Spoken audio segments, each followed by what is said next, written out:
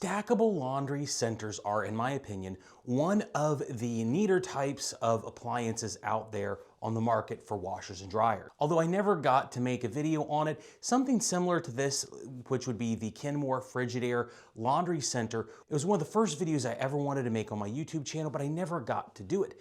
And the problem now is that in 2024, it's a much different world for stacked laundry. Models and styles have ended up changing so much that the best units on the market worth considering may not be like this one-piece stackable GE that we just got in recently, but rather the laundry centers like I have here on the left and right in the LG Washtower configuration, or a stacked front-load washer and dryer set. However, if you take two units, a washer and dryer, and stack them kind of similar to this, it does present some very specific problems. They're difficult to work on. The other problem is that oftentimes when you use these units, you put them in areas that are much more expensive for a technician to tear apart to fix. These are a little bit different though. These are the next generation, which are LG Washtowers, and they've solved a lot of the problems that I have with stacked units, so there's something worth considering. So today we're going to test, review, and tear down the LG Washtowers to see why this design is so much better than a stacked configuration. And while we're at it, since I have the GE in the studio, I'm going to show you some things on the GE by comparison as to why I'm not a huge fan of these anymore. Samsung and Electrolux have competitors on the market that are also worth considering, but I don't have any to review. I bought these out of my own money. All the units. LG has not sponsored this video, or GE for that matter. If you decide that the Washtowers make sense for you, use the links in the description to purchase them. It does help the channel out financially. We get a small credit from Lowe's or LG or whatever that will help me try to afford more of these units like the Electrolux set. So let's get to it. The WKE 100 is the entry model with a 4.5 cubic foot wash drum and 7.4 cubic foot dryer on top. The 200 series adds additional nozzles to enact what's called a turbo wash setting, which gets your clothes wetter and faster, yielding what I think is a better wash for a few dollars more. Now you can get either of these units in electric or gas, and they also have a ventless heat pump configuration, which basically stacks a DLHC 5502 dryer onto the tower unit instead of whatever's on it now. And when I reviewed that unit, I really liked it. There's not a clean out tray for the condenser, which was a little bit of a concern to me, but the system worked really good in our reviews. They also have a smaller 24-inch wide ventless combo in the WKHC 152, but it cuts the drum capacity for both units nearly in half. Depending on the model, they're all 27 inches wide other than the 24-inch unit, and they're between 74 and 75 inches tall. Depth-wise, the models are 30 inches deep for the 4.5 cubic foot model, and the 5 cubic foot model is 32.6 inches deep. Now with all the basics out of the way, let's start doing some laundry and some real tests for this unit. Before we throw in the first load of laundry, let's talk about a few features while we boot up the UI. There is a dedicated power button for both the dryer and the washer side of things.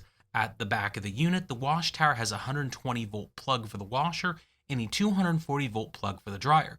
This means that if you only have the 120 volt plug-in, you'd be able to use just the washing machine for reference, or the same for the dryer. The power cord for the dryer is at the top, which means you do need a pretty long dryer cord to use with the Washtower. Well, what modes do you get on the unit like this though? You get 5 standard modes: normal, bedding, delicates, heavy duty, and speed wash on the washer side, and you also get a downloadable mode that can be customized via the LG app.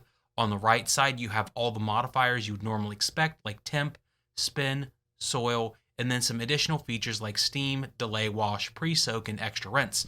On first glance, this washer defaults to about 1 hour runtime on a normal load of clothes, and the dryer is very similar. You get essentially the same options and modes laid out, including the download mode for an additional feature. There is also time dry on the system as well, which is great for specific needs. The detergent dispenser on the 100 series is pretty basic. 200 series is also identical, but if you go up to the 300 series WKEX, which we don't have in the video, it has an auto dispenser along with a larger tub size.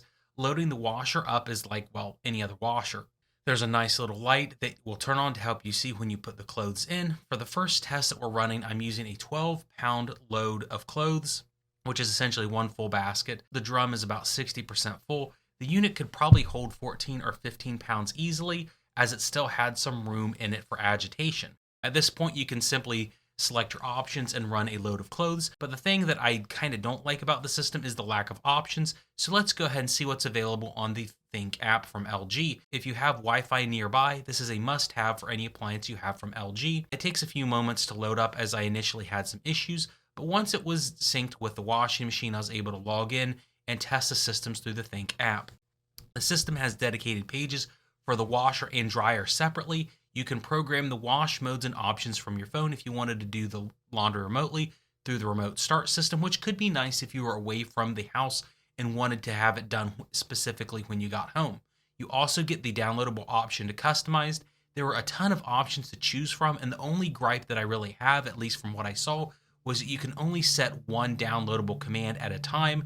It would be nice if you could have way more than just the one downloaded option, as there's about 20 or 30 modes you can use. In this case, I downloaded the rinse and spin mode, which is pretty critical to have for some of the tests.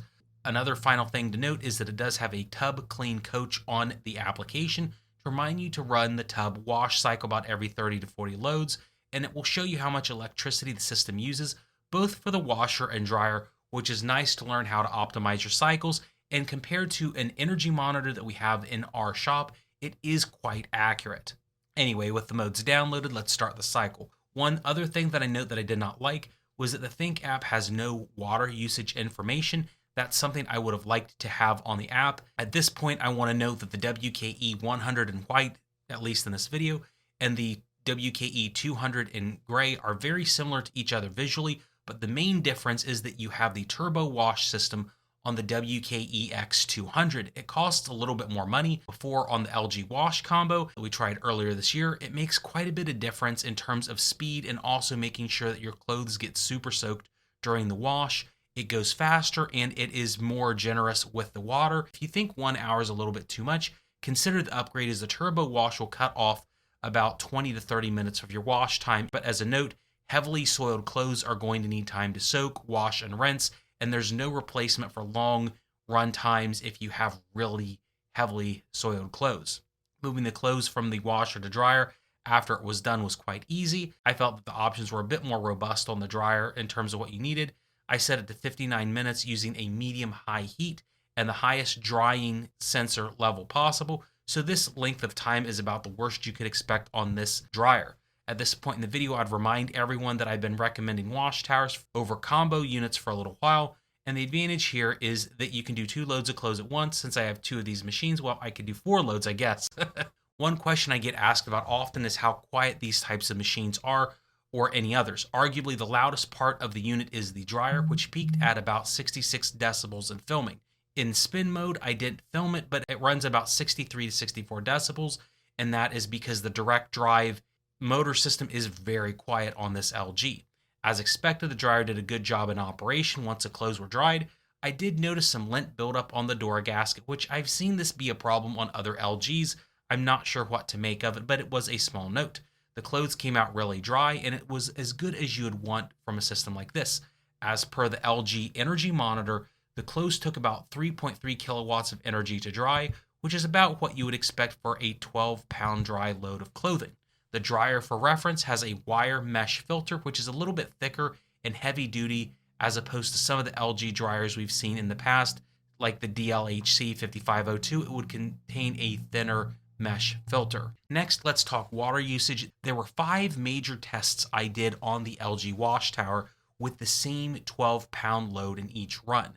All the tests were using the warm setting. As you can see here, there's a relationship between the number of rinses and heavy duty and how much water was used. Without the pre-wash, it would have used about 12.6 gallons at the least, and as much as 23.4 gallons with the maximum setting. However, as a note, you could have used the heavy duty plus the rinses, and we could have used up to 27 gallons if we really wanted to, which would have really soaked the clothes. In all, the Washtower system performed quite well in usage. Another note that tends to be asked about these systems was how it handles in spin mode given the fact that it's a stacked unit. I didn't make any filming of it in spin mode, but the unit was very, very stable, probably more stable than any other system I've seen in high spin. Another thing I wanted to note real fast, as you probably saw in the background, was that I wanted to do some quick benchmarking against the competitor legacy stack system like this GE GUD24 system. As you may be thinking, about this type of system in competition with a wash tower. A top load system like this is going to definitely run a lot faster on wash times than most front loaders. This specific GE would run an entire load in about 40 minutes when we filmed against this LG WKE 100. If you use the turbo wash though, they'd probably run in about the same amount of time. The washing action on the GE was pretty admirable. Most washing machines on the market are going to do a decent job actually cleaning your clothes. But where things really differ, I think, is the water usage and the water extraction in spin mode, which is a consideration on top load units. The GE drum is smaller than the LG, but the water usage for a smaller 9-pound load was extremely high at 17.4 gallons in the regular fill mode and 28.2 gallons for the deep fill. But where I thought that was interesting was the spin mode. The LG was able to extract an additional pound of water from the identical load. We did a load of clothes in the GE, measured the weight, and then I threw it into LG to give it an extra spin, and it ended up taking out that extra pound of water. This is because the GE top loader only runs at about 800 RPMs, whereas the LG Washtower can achieve 1300 RPM at max. But we actually used the high, not very high setting, which ran at about 1100 RPM, and we still got that better wash extraction. What does this translate to in terms of actual importance? It means that you have a lot less heating to do in the dryer, which means your electricity bills are lower. 1 pound of water is about 300 watts of energy that you have to use less, and it also reduces the amount of time it takes to dry your clothes. In terms of longevity, I think LG tends to be one of the more durable washer dryer sets on the market in the current laundry ecosystem. At any rate, there's not much else to add about the Washtower system. It runs just like any other LG laundry unit, which is pretty good, and it's on the inside that counts in terms of components. As we mentioned, your legacy one-piece units are quite easy to work on, whereas your front loads can be kind of hard due to needing access at the rear of the units to unstack them before any sort of servicing. In the case of this unit, let's go and take it apart. 2 screws are all that hold all the secrets to this machine together. Beyond those 2 screws and behind the uni panel, you only find 2 inputs to the user interface, one for the dryer, one for the washer. The UI is independently powered from each line of the system. The dryer cord only controls the dryer portion, including the dryer UI, and the washer controls every facet of the washer. In other words, all the wiring for the dryer is separate to the washing machine. Nothing on the washer affects the dryer and vice versa. Beyond the UI is the question of how hard is it to actually service from the front. I like this Washtower system. If you've ever repaired an LG washer before, you've essentially repaired this kind of unit. There's 12 screws that hold the front of the washing machine on, 2 on the pump, 2 on the dispenser, 4 on the top of the bulkhead on each side, left and right, if my math was correct. So again, 12 screws. The key here is that there's nothing on the dryer. We didn't have to touch anything up top to take the washer apart. This would allow you for easy access to replace the drain pump, as well as check on the inside of the washer for other issues. Now, you do have to have rear access to work on the control board or the electrical filter system or some of the other things, but at least you can check a few things. Which, for reference, if you had to unstack the unit, you can do that by removing 6 screws from the rear where the carrying handles are, and then there's 2 more on the front of the bulkhead. The solution isn't perfect, but it's better than your typical stack laundry unit on the market that's going to have screws at the back and front for literally everything. For the dryer, you can access it almost entirely from the front, but it does require top access. You could potentially bypass this, as there's only 2 screws that are hiding behind this top cover that need to be removed to take the front off. My only real complaint on the teardown was that some of the screws were over torqued, which required different handled T drivers to remove that, and the hex screws were metric and not SAE. Although I had to use a ladder to access the top, a step stool would have been just enough to get to this point, really. We've taken apart the WKE 100, and the most exciting thing about this is that it's not exciting at all. When you take the front facade off and the user interface, you find out what's really hiding behind the stack is, well, just a WM4000 washing machine and the matching DLEX dryer. The problem or challenge with something like this is how much difference there is between a common stacked washer and dryer minus the intuitive or easier to deal with. Because the biggest problem with something like this is how many parts or components are going to be difficult to find or dissimilar from other models, and that is kind of where this shines. The one thing that I was not super excited about on the unit was the fact that the UI is simply one piece. If something terrible happens to, say, the dryer control, you do have to replace this entire user interface board that is for the washer as well, which is one downside. However, on closer inspection, you find out that they are independently powered. What that means is that it's possible that power could be knocked out or damaged to the dryer that will not affect the washer, which is what we want to see in this unit. Both of these systems have their own requisite control boards in them, a standard washer control board and a standard dryer control board. The boards are specific to the models of LG Washtowers. The bigger key thing here is that the number of systems inside of these, because it's a WM4000 and a DLEX, I think 4000 as well, means that all the parts on this are super standard. For the washing machine, the drain pump and door lock are again WM4000s, which means it's the most common type of LG component you can find. Any store, whether it's an Amazon or a Ben's Appliances, your Marcone, Encompass, they're going to stock parts for this machine that if something happens, you are going to easily find the parts for this machine. And the dryer is the exact same way.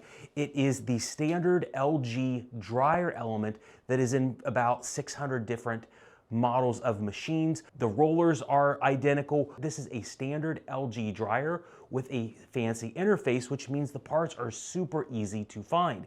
Another part of this that is very important is the ease of teardown. When you saw me take this apart in the quick montage, the two key things to notice is that I never had to go behind the unit to get to this point, and I didn't have to unstack the unit to get to this point either. And even though the bulkhead is still on the dryer, I can easily take this off, take the drum out without having to get behind the unit.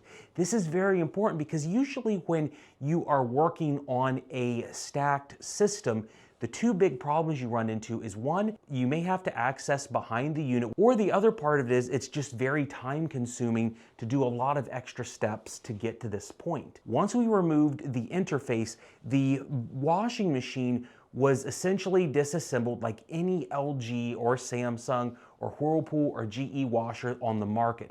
It was about a dozen screws, which is a little bit much, but nothing that a cordless drill couldn't handle. On the dryer, we did have to access the top of the unit to take the top plate off, which was a little bit of a challenge that required a ladder, but again, we didn't have to get behind the machine, and in a lot of cases, getting behind the machine is more difficult than getting on the top. But once we had those screws out, the front just came off. It was set up very logically, and again, in the middle here, there are no wires connecting the dryer from the washing machine. We can just unstack this, pull them totally apart and do whatever we want to with them. Although you couldn't run them side by side because of the interface. One of the advantages of a stack set is that it's two totally individual, independent units, and the downside to a standard laundry system is the parts. What I found when looking at the GE, Whirlpool, and Electrolux laundry towers, the old one-piece stack units, is that the parts between them are very unique. For example, a door lock on a GE and a Frigidaire only works for a GE stack or a Frigidaire stack. When it comes to the laundry pump, it only works for laundry centers. So the issue is that those parts can be quite difficult to obtain easily or commonly for the other laundry centers, whereas this is super easy and all the parts are pretty easy to get, minus potentially the UIs, which are system specific, and the control boards, which are going to be specifically for these models. But overall, this provides you a huge advantage over the other systems because it has simply less detractions from it in terms of ease of maintenance, the difficulty finding parts, and then the difficulty of just accessing everything to get to what you need to. Now, let's talk about some potential downsides here. The biggest downside I saw on LG Washtowers, which I think is going to be a difficult thing on any brand of stacked laundry that is in a Washtower one-piece configuration like this is installers are not going to be very good at taking care of these. When you look at negative reviews for LG systems, I would venture to say 75% of the negative reviews for these types of systems is because the installers didn't do something right, and that is especially the case for the heat pump version of this. So when you have to install these, you need to make sure that your installer follows all the guidelines to put it in your house properly. The other issue is probably going to be that unified interface that we just discussed in terms of availability or difficulty to get. I found that it retailed for about $300 online, which is a little bit on the higher side of what a UI would be, but since it's doing both jobs, I don't think it's out of the ordinary. And in the end, would I recommend the LG Washtower? Yes, I absolutely would. I would give it a 10 out of 10. Well, maybe not a 10 out of 10. Let's go with a 9 out of 10 for a Washtower. I think that the single unified UI is the only detraction from it. I still would kind of prefer a stacked set if I wasn't putting them in a very narrow closet to where I could have easy access. If you were having to shove them in a cubby and didn't want to mess with it, this would be absolutely the most preferred machine. So about, let's say an 8.4 on a scale of 1 to 10 on this, but probably a 9 or a 9.5 in terms of stacked laundry systems. When it comes to the competitors, Samsung Bespoke has their AI hub system, and Electrolux has a stacked configuration very similar to this as well. And both of those systems are pretty exciting, and I think they are worth looking at if they fit your budget and the features that they have are what you want. The Electrolux set, it has two specific UIs stacked on top of each other that would be worth considering if you were worried about that aspect. The Samsung has a similar unified one-piece set, and I'm not sure about all the features on that yet, and I'll have links for all three of those for you to make your best determination in the description field. I'll also have a link to, say, Lowe's and Home Depot on where you can find these units, as they're really, really stinking common anywhere you go. But it's definitely worth considering purchasing this unit if you need to do something in a stacked configuration. I really like using it through all the tests, and I hope that this helps you. I'm going to have another video or two on how I tore the unit down to this situation for if you have problems and where some of the components are. So make sure to check out those videos, and I will see you later.